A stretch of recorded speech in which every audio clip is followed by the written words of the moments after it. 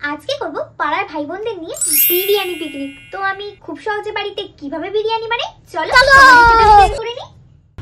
তো এখানে বেরেস্তার জন্য পেঁয়াজগুলোকে কুচিয়ে নিয়েছি ডিম, আলু আর বিরিয়ানি চালটাকে ধুয়ে ভিজিয়ে রেখেছি, কাশ্মীরি লঙ্কার গুঁড়ো, বিরিয়ানি মশলা, আদা রসুনের রস, গোলাপ জল, কেওড়া জল, মিঠা আতর, টক দই আর ঘি। দেখো এখানে আমাদের সব ইনগ্রিডিয়েন্টস রেডি। চলো এবার কড়াই গরম বসাই। কড়াইয়ে তেল গরম করে তাতে দিয়ে দেবো পেঁয়াজ কুচিগুলো বেরেস্তা হওয়ার জন্য। আজকে কিন্তু আমরা বিরিয়ানিটা একটু রেস্টুরেন্টের মতো করার চেষ্টা করব, দেখি কতটা কি হয়। তারপরে হাফ বেরেস্তা তুলে তাতে দিয়ে দেবো আদা রসুনের রসটা, আর দিয়েছি কাশ্মীরি লঙ্কার গুঁড়ো, এটা আমি 2 প্যাকেট ইউজ করেছি।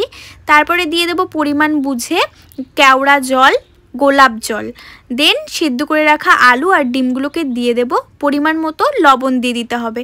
তারপরে ভালো করে ঝোলটাকে ফুটিয়ে নিতে হবে। আর এইদিকে আমি বিরিয়ানির ভাতের জন্য জল গরম বসিয়ে তাতে গরম মশলা গোটা আর লবণ দিয়ে জল ফুটতে দিয়ে এসেছি। এখানে লাস্টে বিরিয়ানি মশলা দিয়ে গ্রেভিটা বন্ধ করে দিলাম। জল ফুটে গেলে 80% মতো চালটা দিয়ে আমরা সেদ্ধ করে নিয়েছি, ভাতের ফ্যানও ঝরিয়ে নিলাম।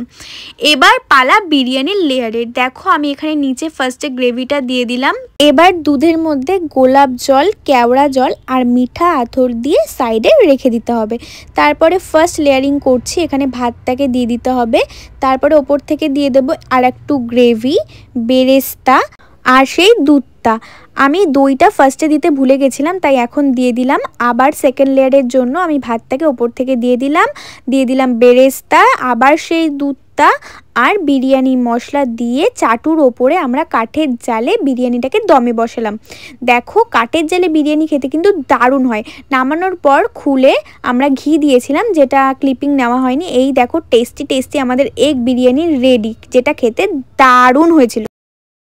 কেমন হয়েছে? কেমন খাচ্ছো? এই নিয়ে কথা বলি, এত দুর্দান্ত হয়েছে না।